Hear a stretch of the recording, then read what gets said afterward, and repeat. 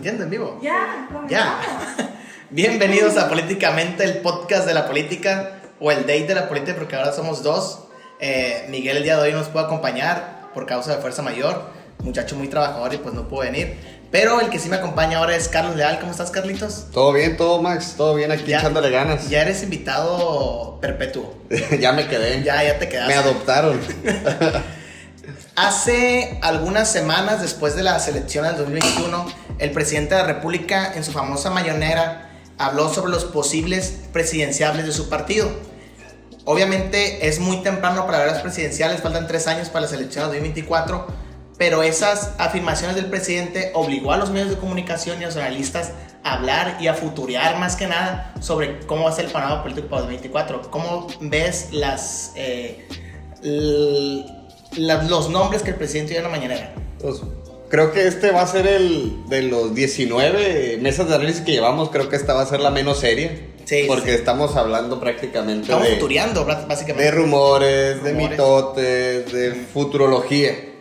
Pero sí hay un listado serio de contendientes a la presidencia de la República del 2024.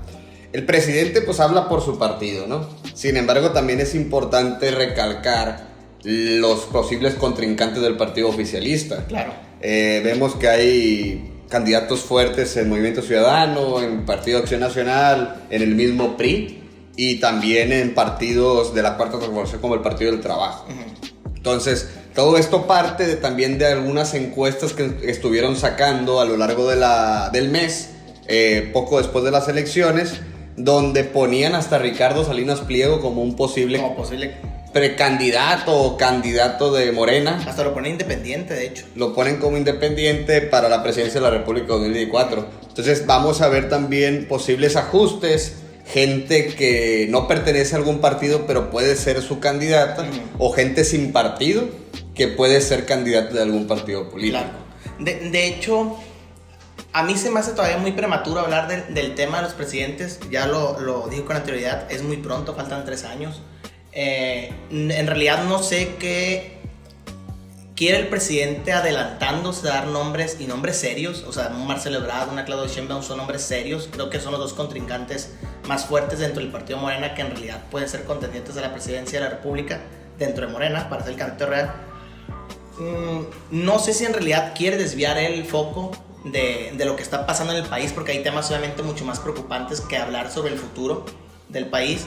No sé si son para resolver riñas dentro del mismo partido, porque había un conflicto entre Claudia y Ebrard por el tema de línea 12 y empezó una riña interna de Morena. No sé si es el que AMLO diga los nombres de los presidenciables, es como tomar las riendas del juego, decir, hey, cálmense, el que decide soy yo doy los nombres. Pudiera ser ese, pudiera ser para desviar el foco de sus posibles presidenciables reales, y estos a lo mejor no son reales. Es cosa que no sabemos, o no sé qué opinas. Sí, mira, prácticamente vivimos tiempos muy acelerados, donde cuando terminamos una elección ya estamos pensando en la que sigue. Nos hemos dado cuenta que 3 años no alcanzan para hacer muchos cambios, como lo ha intentado hacer el presidente. De hecho, desde mi punto de vista, es muy ambiciosa el sexenio de Andrés Manuel López Obrador y muy probablemente quede a deber. No como un mal presidente, sin embargo, puso las expectativas y el triunfo democrático fue tan alto que probablemente no alcancen a llenar el vaso. Y lo que está haciendo el presidente sí es un instrumento de, ¿cómo lo podemos decir? De desviar la atención. Desviar la atención mediática. Sobre todo por el tema de la línea 12 y sobre todo por el tema de los videoescándalos que ha sacado Carlos Loret de Mola a través de Latinos. El del hermano. El del hermano, que es el segundo hermano, que es el segundo video. Creo que dicen que hay aproximadamente 70 videos de grabaciones donde están personas acercadas a Andrés Manuel López Obrador. Entonces, es una forma de desviar. ¿Por qué? Porque el capital político lo tiene Morena. Sí, totalmente. Sabemos que los pronósticos... El capital electoral. El capital electoral, sabemos que Morena... Ya en 2021 las tendencias están a su favor para lograr el triunfo en 2024. Totalmente. Entonces, esta jugada del presidente es poner en la mesa un tema que no se debe debatir en este momento. De hecho, pues sabemos que la mañanera ha servido como instrumento de agenda. Y el hacer esto pone en la palestra que Morena o los aliados del presidente, hay gente que no tiene casos de corrupción ni cola que le pisen, que en caso de que Marcelo Ebrard o Claudia Sheinbaum, que son los líderes para buscar la presidencia, se terminen cayendo de aquí al 2024, hay una baraja todavía como Tatiana Cloutier, como el mismo Juan Ramón de la Fuente, que pueden ser los candidatos de Morena y ganar la elección del 2024 sin ningún problema. Pero algo es real en lo que dijo el presidente. Es muy temprano igual, pero realmente los nombres que dio son realmente los nombres que sí van a pelear para el 2024. No creo yo que haya algún candidato, bueno, alguna propuesta escondida ahí. Creo que esos cuatro, bueno, los cuatro para mí fuertes son Montezuma, Monreal, que ya una mañana, de hecho, dijo que si no iba con Morena, él iba a buscar irse en otro partido, Claudia y Ebrard. Sí, son los cuatro y creo que sería bien importante, vamos a terminar hablando de estos porque muy posiblemente las encuestas entre ellos digan, esté más o menos el candidato. Entre ellos esté más que el candidato, el posible presidente. Pero también dando ahora los candidatos del oficialismo, por decirlo de una manera, en el análisis ya que nos hace el presidente entrar, ahora no nomás a nosotros, sino a casi todos los medios de comunicación, lo real es que también la oposición tiene muy poquito tiempo, que para 3 años es poco tiempo para crear un candidato fuerte, y en realidad no hay, porque el PRI tiene cuadros como Alito Moreno, Alfredo del Mazo, que no creo que le alcance para ganar una presidencia de la República. El PAN tiene un Ricardo Anaya, un Mauricio Vila, que puede ser un buen cuadro del centro-derecha, pero en verdad no es una figura conocida, está en el Caribe mexicano, pues en Yucatán. Sí, electoralmente la oposición está derrotada. Sí. Lo vimos en el 2021 perdiendo 12 elecciones de 15 disponibles, pues considerando San Luis Potosí que lo gana el Partido Verde, ¿no? Pierden prácticamente todo, pierden otra vez no logran la mayoría absoluta de la Cámara, que es el 50%, entonces están completamente disminuidos. Sin embargo, hay que ver que la oposición si va a volver a salir con la alianza, si se les va a adherir MC, que de hecho Clemente Castañeda ya salió a decir que van solos, que los números les vuelven a dar para ir solos. De hecho, eso es una realidad, o sea, decimos que sí va a haber una coalición en el futuro, PRI, PAN, PRD. Bueno, PRD tiene que buscar coalición sí o sí, si no se muere. De hecho, no tiene ningún posible candidato. No, es el único partido que no tiene posible candidato, porque el PT sí lo tiene, que es Fernando Noroña. Pues. Sí. Pero el PRD no tiene ningún posible candidato. Ahí lo difícil para la oposición, aparte de construir el candidato, porque la elección del 24 sí o sí va a ser una elección de proyectos, no va a ser elección de personas, es buscar un nuevo discurso, porque después del 21, el discurso de que se está atacando a la democracia, ese discurso ya no va a funcionar, porque en realidad vimos en esas elecciones que van a pasar que la democracia sí funciona y funciona muy bien. Sí. Entonces, ahora, ¿cuál va a ser el nuevo discurso de la oposición? Sí, de hecho la oposición va tarde, porque primero se tienen que poner de acuerdo quién posiblemente sea 1 o 2, 3 candidatos posibles de la alianza, y tienen que empezar a montar un discurso, porque ya vimos que el discurso golpeador no funcionó. No funcionó. Simple y sencillamente no funcionó. Aunque quieran hacernos creer o traigan una cantaleta de que ganaron, pero pues en la realidad las cosas ya nos dimos cuenta que no. Entonces, yéndome a un listado de posibles candidatos, sería bueno irlos mencionando uno a uno. Está por MC, por el Partido Movimiento Ciudadano, está Alfaro. Samuel García todavía no toma protesta como gobernador, pero sin embargo ya se le considera un posible candidato a la presidencia. También Luis Donaldo Colosio Jr. Se les considera, sobre todo a Samuel García se le considera porque se ve desde el partido oficialista, se nota que pueden utilizar una artimaña como la que se utilizó con Peña Nieto. Un personaje creado en poco tiempo, con mucha producción, con mucha publicidad oficial. Volver a tomar esa estrategia. Sin embargo, no creo que funcione en este momento. Pero está el Joker, está una posibilidad de utilizar nuevamente esa posibilidad con Samuel García. Pues es que Samuel García, otra cosa que siento que la oposición igual tiene que hacer, que ya nos dimos cuenta también obviamente en la elección reciente, es que el target de Morena no es la clase media. Entonces siento que el candidato de la oposición sí tiene que ser un candidato que responda a la clase media, a la clase académica, a los círculos empresariales. Y siento que en ese sentido, creo que por eso el candidato de la oposición va a tener que ser un panista. Aparte que creo que el PAN es el que va a encabezar la oposición, la alianza Va por México. Sí, de hecho tenemos que esperar a que tomen protesta los nuevos gobernadores y que tomen protesta el nuevo Congreso en San Lázaro para darnos cuenta cómo se va a ir conformando este refogo político. También está Javier Corral, el actual gobernador de Chihuahua, que pese a que su partido gana la elección, su equipo pierde el estado en la realidad de las cosas, y suena una posibilidad de que se mueva a Movimiento Ciudadano. También Francisco Domínguez, el de... Partido Acción Nacional. El de Querétaro. Sí, Francisco Domínguez suena muy fuerte, de hecho es de los mejores evaluados, ha hecho un buen trabajo. Sin embargo, hay un rumor y pueden ser fake news, no se ha comprobado, de que hay conversaciones con Osorio Chong de posibles desvíos de recursos y de sobornos del caso Obredech de Lozoya. De hecho, está implicado en este caso Obredech. Entonces, muy probablemente, si se sube él en esta posición como posible candidato de la alianza, le saquen alguna repercusión mediática para tumbarlo. Entonces, se va a tener que cuidar con mucha delicadeza este tema de quién va a ser el candidato de la alianza. Está también Margarita Zavala, que independiente, ¿no? Como independiente, que pese a que ganó una diputación federal en Ciudad de México por Partido de Acción Nacional, ella está todavía considerada como una candidata independiente dentro de Acción Nacional, ya que renunció y no volvió a ser militante. También suena la posibilidad de que sea la candidata de Movimiento Ciudadano. Entonces, Margarita Zavala. Entonces siempre, estamos hablando de puros rumores. Sí, estamos hablando de puros rumores. Al final del día, ese sí es un rumor. Suena de todo, entonces hay esa posibilidad. Está también, ya pasándonos a la ala del PRI, está el gobernador Murat de Oaxaca, que suena a que vaya a ser el sucesor de Alejandro Moreno si hay un posible rompimiento con la militancia. También está sonando Alfredo de Mazo Maza. Y posible candidato hasta oficialista si es Murat. Murat, hay una muy buena relación con el presidente, o puede ser también un candidato puesto para perder y se negocien algunas posiciones con el Partido Revolucionario Institucional. Está también el gobernador de Sinaloa, Quirino Ordaz Coppel. Hay que sacarle las cartas. Como uno de los gobernadores mejor calificados, con poco voy a decir, porque sí han salido algunos contubernos de corrupción, pero que nacionalmente tiene una muy buena aceptación, ha gastado muchísimo en publicidad oficial, entonces tiene una imagen relativamente bien cuidada.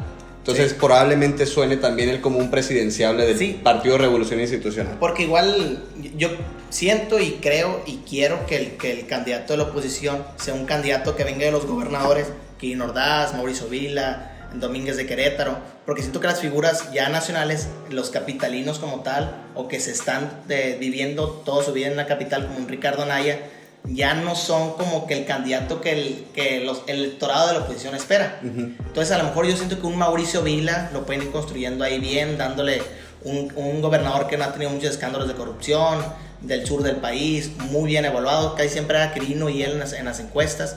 Un Mauricio puede ser la posibilidad de la alianza, pero también hay la posibilidad, porque faltan 3 años todavía, de que la alianza se llegue a romper y que el PAN tenga su candidato, que el PRI tenga su candidato, que MS tenga su candidato y hasta el PT tenga su candidato. Sí, de hecho, Mauricio Vila en Yucatán, Quirino Ordaz Coppel en Sinaloa, Javier Corral, ya sea por MC, lo veo más cerca del Movimiento Ciudadano que el Partido de Acción Nacional, son candidatos muy regionales.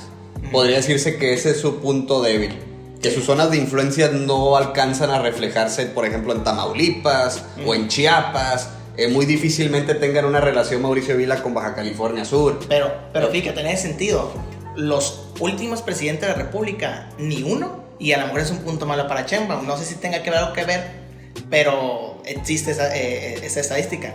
Ni uno ha sido capitalino. Ninguno, no, de hecho no, pues el tabasqueño. Cedillo de Mexicali, Andrés Manuel es de Tabasco, hasta... Felipe Calderón es michoacano. Colosio tuvo que inventar que es de Monterrey, o sea, sí.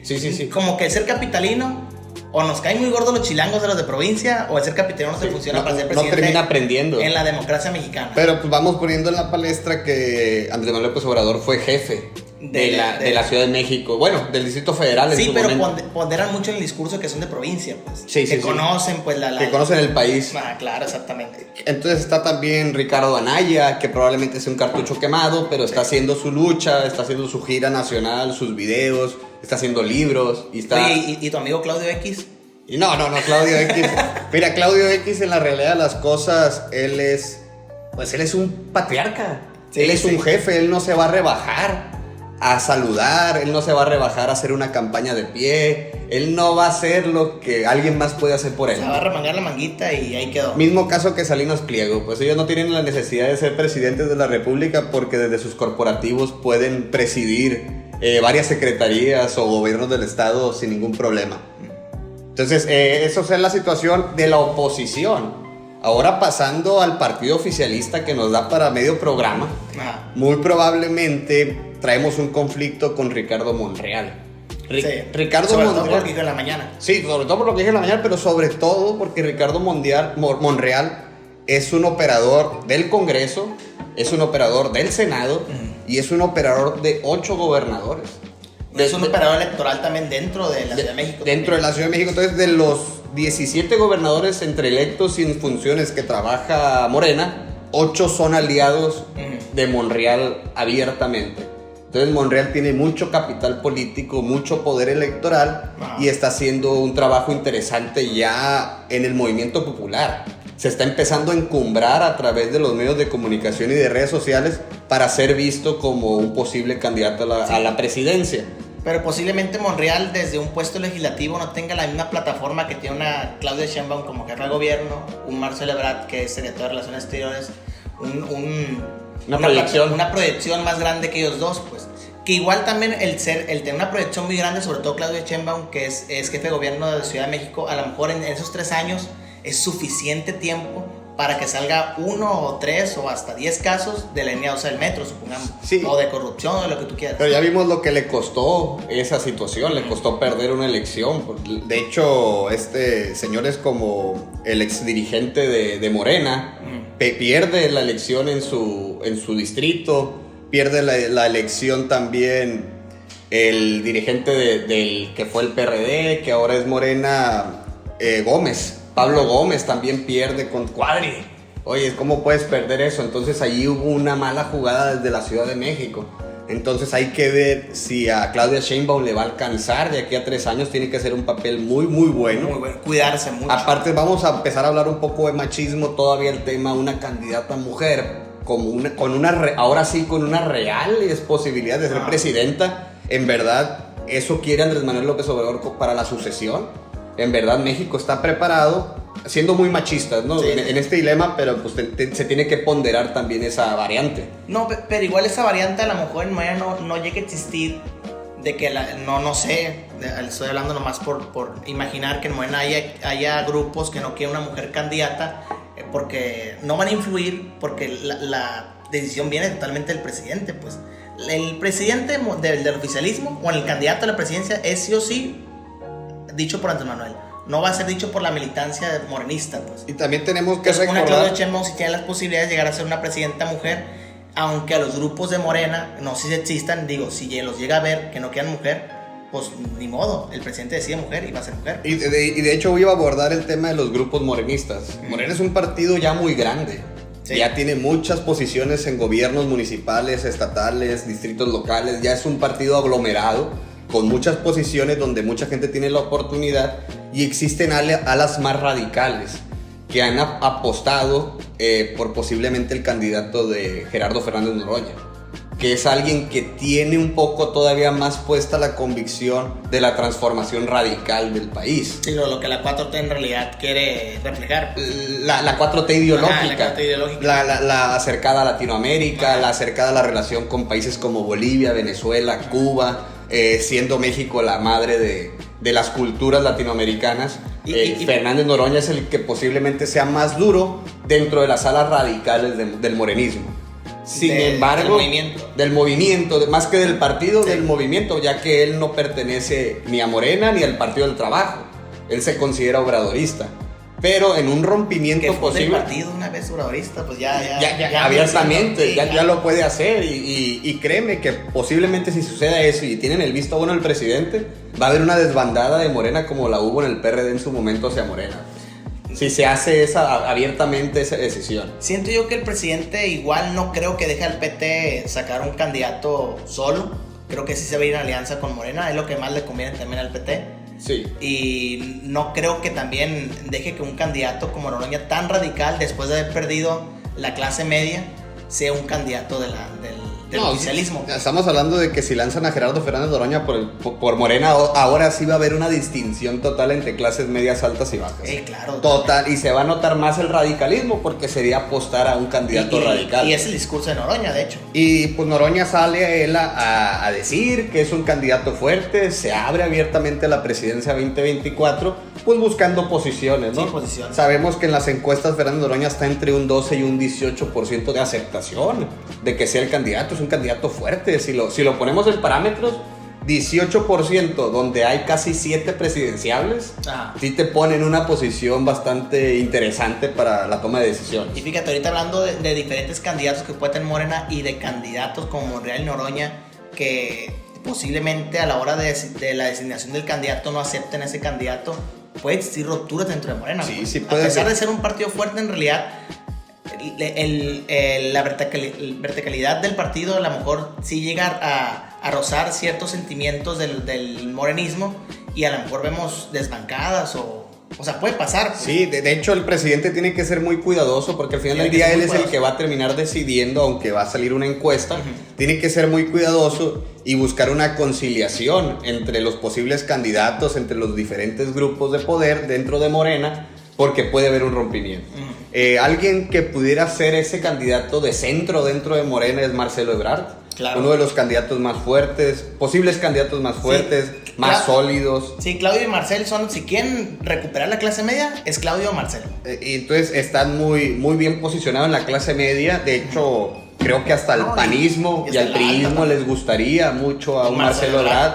A los empresarios les gustaría un Marcelo Ebrard como posible presidente de la República. Entonces, creo que dentro del espectro de unión, Marcelo Ebrard pudiera ser el más ideal. El más ideal. Y el menos ideal sería Fernández Noroña. Porque son extremos muy, muy marcados. Pero, ¿no? La favorita es Claudia. Y la favorita es Claudia, sí. La favorita es Claudia, alguien que ha venido trabajando desde 1990 con el presidente, 1998. Con el presidente, fue secretaria de Desarrollo Sustentable cuando estaba Andrés Manuel López Obrador en el Distrito Federal. Entonces hay muchas posibilidades. Y hay dos posibles candidatos que no son del movimiento, son del movimiento, pero no son del partido, que se llama Santiago Nieto, que es el jefe de la Unidad de Investigación Financiera, y está Juan Ramón de la Fuente, que es el embajador de México en la ONU. Son dos personas incorruptibles, está completamente demostrado que son incorruptibles, que tienen una muy buena posición social y que tienen una aceptación muy grande entre los grupos de intelectuales, entre los grupos de los juzgadores del Centro de Justicia, que tienen muy buena relación con los diputados, con los gobernadores, y posiblemente, como lo comentamos en un principio, si otra catástrofe de corrupción o la línea 12 del metro siga siendo un fantasma para Claudia y Marcelo, ¿salen ellos dos? O Moctezuma también. O Moctezuma, que es alguien aliado al grupo empresarial, que creo que ahí habría mucho rompimiento con las alas radicales del partido. Que de hecho al embajador de la ONU y a Moctezuma sí los menciona. Pero bueno, estamos futurando bastante. Es un tema que nos va a dar 3 años de qué hablar totalmente. Sí. Yo, para cerrar, nada más espero que la oposición no renueve, sino ya construya un discurso, porque no ha construido un discurso real de que qué es lo que va a ofrecer la oposición ante el discurso que Morena va a traer. Y espero yo del oficialismo que ellos renueven, refresquen su discurso y pues obviamente pues lo fortalezcan. De hecho, como conclusión, hemos visto en los últimos años avances democráticos en el país. Y la lista que estamos dando, creo que ya nos empieza a llevar. Sí. Ahora sí estamos pensando hasta en el... ¿Quién es el mejor? ¿Quién es el mejor? Ya dejamos de pensar en los menos peores. Ya que empezamos a perfilar listas de gobernadores bien calificados, sí, con buena posición popular, con buen background cultural o intelectual, bagaje de mundo. Entonces... ya estamos viendo candidatos un poquito mejor perfilados para ser mejores presidentes. Tiene buenos perfiles tanto la oposición como Morena, pero a lo mejor algunos desconocidos. Y como creo que abiertamente Morena tiene todo el perfil para volver a ganar la presidencia de 2024, sí es bien importante que la oposición monte un buen discurso o de plano se deshaga. Sí. Y lancen buenos candidatos para que puedan recuperar el poder político y electoral. En lo individual. Sí, que ya si de plano sus números ya no les dan para ganar ni juntos, pues ya salgan a hacer algo por ustedes mismos, pues. Yo lo veo difícil. Pero bueno, pues ya en lo filosófico, en lo no ideal, pues. En lo no ideal, pragmáticamente, salgan individualmente, lancen a su mejor candidato, inténtenlo, y pues por Morena, pues sí esperamos que sea una muy buena decisión. Yo en lo personal preferiría a alguien que no fuera militante del partido, como yo abiertamente pediría a Juan Ramón de la Fuente. Ya te iba a preguntar a quién. Sí, abiertamente lo diría a Juan Ramón de la Fuente. Creo que es un personaje bien posicionado y probablemente sea el escondido del presidente. Yo, para terminar, yo espero un Mauricio Vila, me gusta ese perfil, y una Claudia Sheinbaum, porque una candidata mujer, ya hace falta una candidata mujer. Pero bueno, sí, sea una buena transición. Ya la productora nos hizo así, ya tiene como media hora haciéndonos así y nos va a regañar. Eso fue Políticamente, muchas gracias por vernos, síguenos en las redes sociales. Carlos, muchas gracias. No, a ti. Bye. Falta el bye de hola, la gente de Facebook, sigue ahí. Ya también todavía se grabando. Sí. Hola, gente del podcast. Muy bien.